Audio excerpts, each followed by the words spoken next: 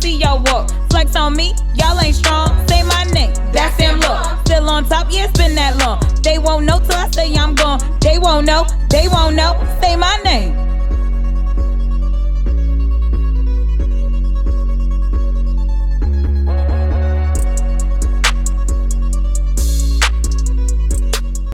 Hey everyone, it's Sam Law of the That Sam Law Show, and today's guest is Nadine Morency-Mohs of J Moore Realty. I'm so excited to bring you today's guest because not only is she an amazing realtor, but she's also always moving and shaking on the scene. The last cool thing that I've seen her do of 1,000,001 cool things is that she was at the Wearable Art Gala. So before we even dive into that, Nadine, tell us about yourself.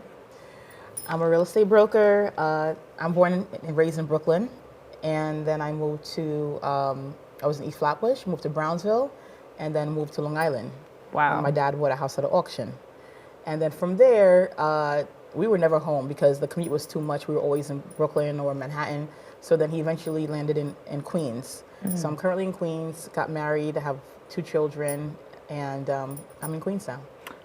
That's exciting. So you're kind of a Long Island girl too. A little bit. A little bit. 3 years. Where did you reside? Levittown. Okay. Mm-hmm. Okay. So you're like right next door. Well, you were right next door, but then you moved back. You're a real estate broker. Yes. How did you even get into realty? So as we were talking behind the scenes, I was in healthcare, but even to backtrack even a little bit further, when I graduated, when I was in college, I met a counselor, career counselor, and he told me that he had a job opportunity, which was in corporate sales. So he told me I have the personality for it, you should go into it, and I did. And I did very well. I did really well in corporate sales, and I got burnt out. I got my second job from my first job, my third job from my second job, but then I just got burnt out. So I needed something like at a slower pace, so I went into healthcare, and I loved it. I was there for 5 years. What were you doing? I was a coordinator for HIV and AIDS program called Clinical Education Initiative. So my responsibility, my salary was funded by the AIDS Institute, and my responsibility was to get experienced physicians who would train inexperienced physicians on how to treat their patients. Wow. Yeah, so I coordinated all of those in-services. Wow. Anybody in healthcare knows what in-services. They have to get a certain amount of credits and education continuously. So that was my role. Wow, the HIV and AIDS epidemic was so intense growing up, and now people are living really beautiful and healthy lives. Yes, combating that illness. It's more I don't want to say it's not as awful, because I'm sure it's pretty rough, but it's kind of become like a livable illness, kind of like right. What's the one that a lot of people have? It's also an inflammatory illness. I can't think. Yeah. Not Crohn's Crohn's is one, and then there is it's on the tip of my tongue, but no, it's kind of crazy how it's evolved. At first, when I was a kid, a lot of people that had that illness, you didn't know if they were gonna make it, and now they're living long, beautiful lives, having kids, living and thriving. So you're a part of that. Yeah. It was. I learned so much. I mean, the stigmas and the taboos, and this educational program. I was in Bed-Stuy. I was in Staten Island. Sometimes I could be in 4 different clinics in one day. Wow. And I had to coordinate all of these in-services. So I learned so much because I was in the trainings. I was getting trained, and I was learning as I was a part of coordinating these events. That's a lot of relationships to juggle too. Oh yeah. And I loved it. And I think that's the reason why it translated into they call it transferable skills. And I love to be around people. I love to meet new people. And when I got pregnant with my son in 2004, but I had him in 2005, I needed more income. But I love being around people, and I wanted to stay there, but I didn't see any upward mobility. I was like, okay, what am I going to do next? Because the program is funded to the hospital, but there was only myself, the assistant program coordinator, And my manager, he was a program coordinator, and I know he was there for a very long time, and he didn't have any intentions of leaving. So what was my next move? Right. So I evaluated my skill set and realized that real estate was it. But also, I was looking for a house at the time. I was 23, looking for my first home, and the realtors didn't take me seriously. Right. They were just like, oh, whatever.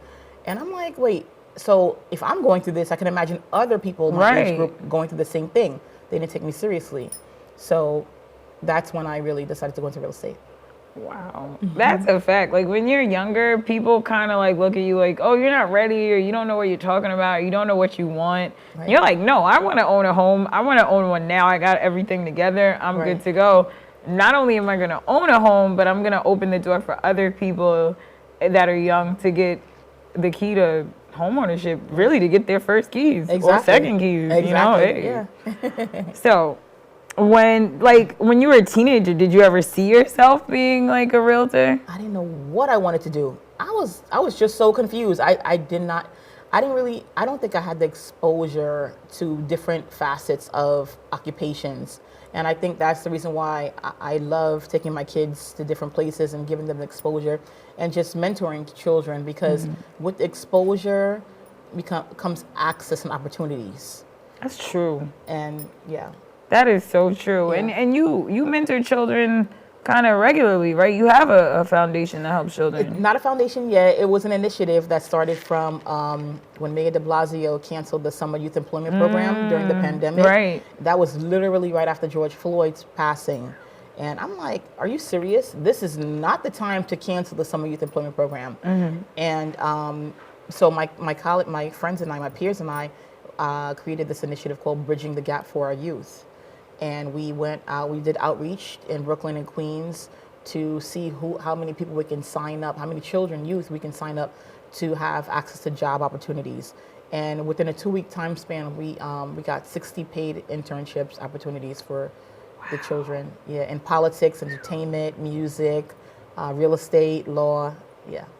That's awesome. So you were able to bring back something that was much needed to the community. Right, right. And it stems from you feeling like we need more exposure. Exactly. I totally agree with you. My nonprofit is all about that, Young Hip Professionals, Inc. I learned, I was a teen mom. I wanted to be a lawyer. I was telling you a little bit. I went to law school in Louisiana. I hated it.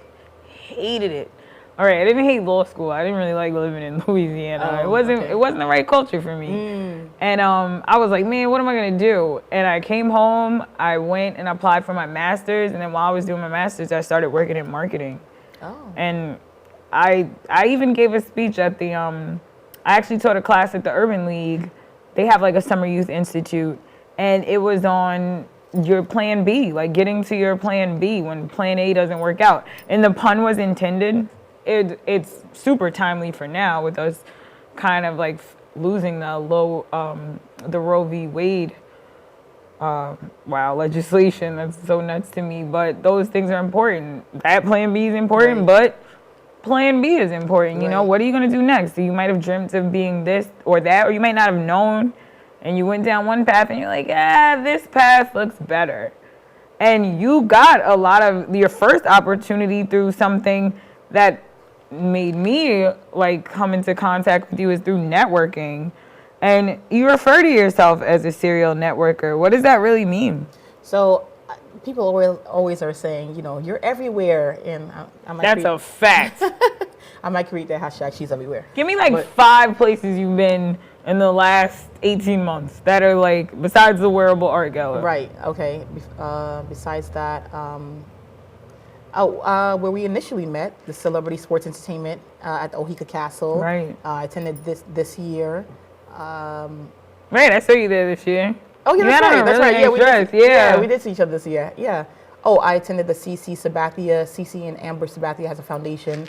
Their foundation, the golf tournament. So, you know what? Sometimes I move so fast I can't remember. I bet our producer knows. Producer, where has she been? I know you know. But the Wearable Arts Gala, that's what I look forward to every year. This is my 3rd year. They did Harlem Nights, right? That was the theme. God. Your Harlem outfit Renaissance. was fire. Thank you. I told Ms. Tina, I said, listen, well, people were around her were like, I don't know how she's going to top this. I know she will top this. Right. But like, this was everything. I live in a community that's full of people who are from the jazz era, from the Harlem Renaissance era. So James Brown, Lena Horne, Ella Fitzgerald, they all lived in, Billie Holiday, they all lived in the neighborhood. So, you know, to be a part of that, it was everything. Yeah, no, that is so cool. I was like, man, she's everywhere. You met Issa Rae at an event. Which event was that? Event. That was that event? 2018, 19, yeah. That's insane. I met Tyler Perry, Issa, so many people. Yeah. Wow. Yeah. And you attended something on Long Island. Was it it was for the Haitian community, the Haitian Chamber of Commerce out in the Hamptons. Right. Oh, the Art and Soul, yes, in the Hamptons, Art and Soul.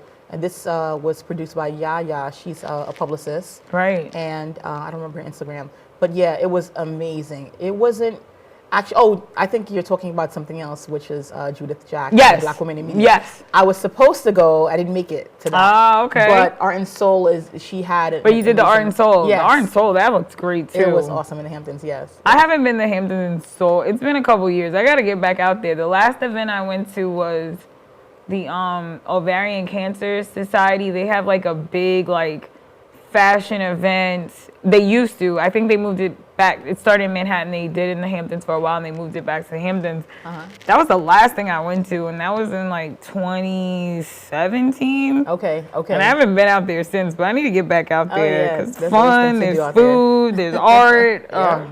It's a great time. So, everyone, it's Sam Law of the That Sam Law Show. And I just want to welcome a very special person, our sponsor, John Bell of the Bell Law Group. John Bell, tell us about the Bell Law Group. So we're a law firm in Syosset, Long Island, and we focus on employment law and personal injury law. The reason we focus on that is basically to fight for people in need. That's the reason why I became a lawyer, and that has been the mission of the Bell Law Group since I started it 20 years ago. Started out as a law office of Jonathan Bell, but then when it became more than just me, we decided to change the name, change the logo and branding to the Bell Law Group, and we've been out there ever since. Great. So, John Bell, if anyone needs your services, how can they reach you? 855-JOHN-BELL, JONBELL, or on our website, belllg.com. Thank you. When you say you're a serial networker, what does that mean? How do you even become a serial networker? So, meeting people for me, it's meeting people from all walks of life and making the connections and having those interactions, those meaningful interactions, because I'm the type of person, that saying, have something before you need it. I like to have relationships before I need it. So I like to know people, and I love to connect people. It's not just about me. Who am I connecting with, and what do I need, or what do they need from me? Because I'm the type of individual, you can pick up the phone and call me, and if I can deliver a service or something, or if you need a referral, what have you, I'm accessible that way. As long as I know that it's reciprocated. So we call that a blessing. Right. And so a serial networker is just someone who just basically is always out there meeting people, and just interacting and having those relationships and building from there. Networking is important. I think people don't realize how impactful it is. And what steps did you take, when you decided, I got to keep going, I got to network? What steps did you take to really get out there? I've had one person tell me that what they try to do is talk to 3 people in a room everywhere they go. So for me, I think that I already have the innate personality. I'm an extrovert, so that's innate. So even watching my daughter, she's 8, but I remember when she was 2. No, maybe she was about not even 2 yet, because she wasn't talking yet. She just started walking. Oh wow, she was 1, 12, 14 months. Right. Yeah. But we were at Red Lobster, and she wanted to greet every single person at their table. And when we picked her up to say, no, you can't, she had a tantrum. And at that point, I knew she was an extrovert. I knew she was someone who loved to network and socialize, and she loved people. And I may have grown up that way. I don't know. I was probably the same way. But to witness that in a young child, then I already knew. I said, she's going to be like an elected official or something, because she loves people. And she's like that to this day, and people gravitate to her. And for me, I'm the same way. I love people, and I try to meet as many people as possible if I'm in a room, you know. So I meet someone, I interact, we exchange numbers, and the amount of people that I've connected together, or things that I've got, things that people like I've given people, or you know, it's amazing. It's mind blowing, all from connections. Ironically, I've had people call me who have been in rooms, who have worked with people, but they didn't make that connection, and they call me to make the connection for them. Really? You had access to the person, so I think people need to understand, especially people from our culture, need to understand how important it is to network with people from all walks of life. That's a fact. Because the places you can go and the things that you can experience and the things that you can do, it's mind-blowing. It really is. Yeah, that is a fact. I'm grateful that I learned that skill early. I too learned it at a Red Lobster. My mom was here. My mom was here last taping. And she'll tell you, she was like, this girl started dancing in the middle of Red Lobster, and these other little kids started dancing with her. And at first, the parents were trying to pull her back. And then all of a sudden, we were like, nah, just let them dance so we will enjoy our food. And that's when my mom kind of knew, like, I was social. So and how old were you? I was older than your daughter. I was like 4. That's probably when I started, like, really talking to people, or be on the playground and be like, hi, I'm Sammy, come play with me. Yes. But it's a good skill to have. I've met amazing people. I got to meet you. So, hey, everyone, it's your host, Sam Law, of the That Sam Law Show. And we just want to say thank you to one of our sponsors, Designs by Dr. G, owned by Dr. G. Dr. G, tell us a little bit about your brand. Hey, thanks, Sam. Designs by Dr. G is a lifestyle sustainability brand that features organic and sustainable, renewable product. Some products are paraben-free, gluten-free, and just overall, just for good health and for those folks who have allergies or want to use something different. Nice. Well, thank you so much, Dr. G, and thank you for believing in the That Sam Law Show. So what do you feel like are some skills that you utilize to nurture influential relationships? Communication is big. So follow up, obviously. So you can you can make an interaction, and you can make a contact at a venue, what have you. But following up, whether email, a phone call, a text. And sometimes, you know, people are busy. People lead busy lives, especially the higher you are on the ladder, the more, you know, the harder it is to access people. But I know that when people want to make a genuine connection, they'll make the time to respond. They will make the time. That is a fact. I know I have I follow up with people. I have access to people that, you know, some people don't even know, like I have certain people's contacts, and they're responsive. But it's a matter of, you know, being, you know, genuine.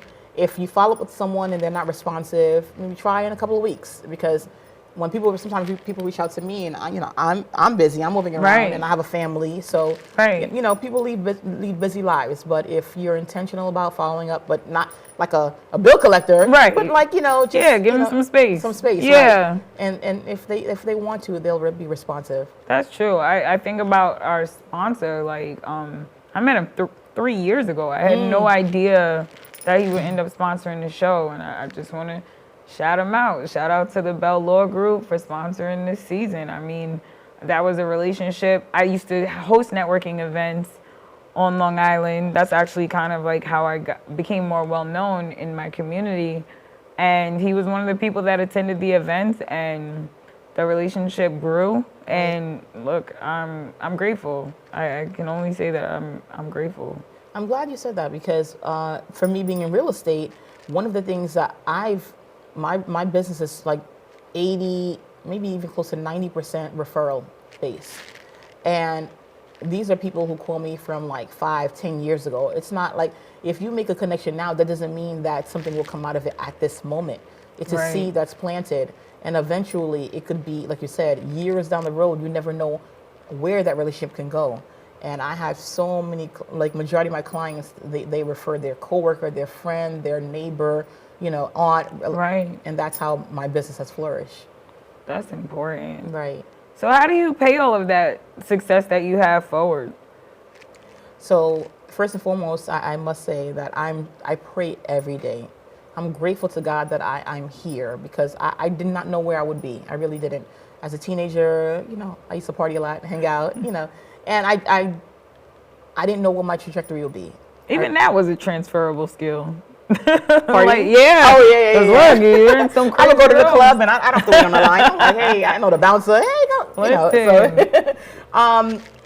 So what was the question? You were talking about how you pray every day to Yes. help pay your success forward. Yeah. So I pray every day, and I always ask God. I thank God. Gratitude, tracks more blessings, right? That's a fact. I thank God, but most importantly, and I ask God to lead me and give me direction and vision as to what He wants for my life. What is my purpose here? And the way I pay it forward is obviously the youth. The youth is everything. They're the future. I heard your previous guest talking, and she said, if they don't get into politics, like, where will we be? And especially at a younger age, because we're in a new era. This generation thinks differently. They move differently. That's true. And they have the answers for what's to come. Right. We don't have the Right. the older. Well, I'm not old, but the older generation doesn't have the answers. Right. The younger generation does. So mentorship is the way I pay it forward. I go to a lot of galas and fundraisers, of course, to network and to meet people, but I also do it especially for the cause. So if it's like the Wearable Arts Gala, it funds, and it's to the youth. It gives them the confidence they need to go out in the real world and become who they're supposed to be. I have a friend, she has an organization at a youth, and I donate when I can. I help with sponsorship. Same thing with whatever gala it is. It's usually a foundation behind that needs support, financial resources, so they can go ahead and better the organization's mission, which is usually around youth. So that's how I pay it forward. That's great. That's a great way to pay it forward. One of the critical steps of the 5-minute activist.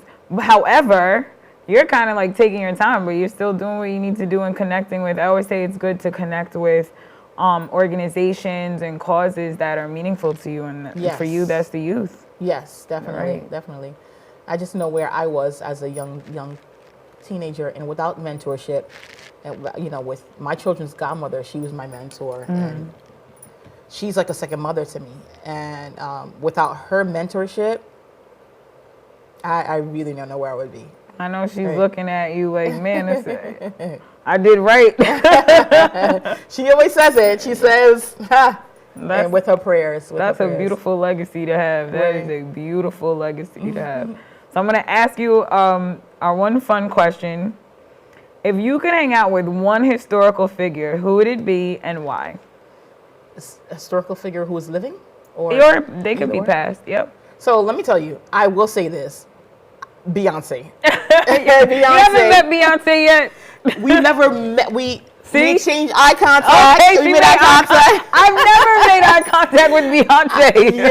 Yeah, we made eye contact. I was really close, but I would love to meet her in person. I would love to sit down with her for like a few minutes. Listen, Yeah. I'm a Beehive member since like I'm not gonna say how old, but since I was a little youngin' out in these streets.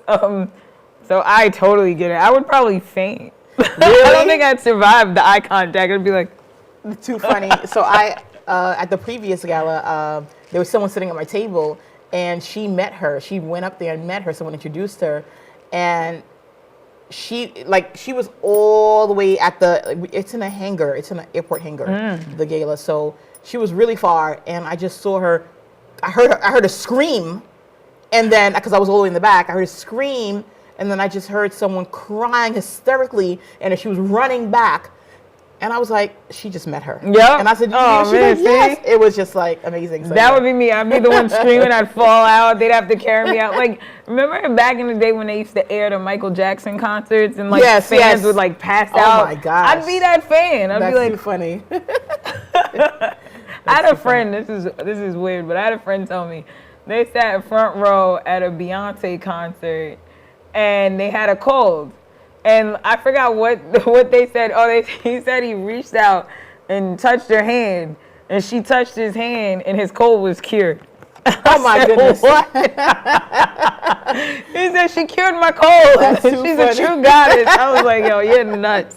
But funny. hey, listen, I totally get it. Yeah. Nadine, thank you so much for coming to the show. Absolutely. My audience wants to find you and see what you're doing next. What are you going to be doing next? What can we expect from you in the next couple of years? I'm attending a couple of galas. This is gala season. Oh, yes it is. Yeah. So in December, I'm attending something.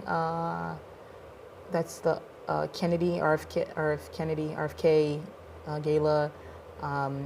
Yeah.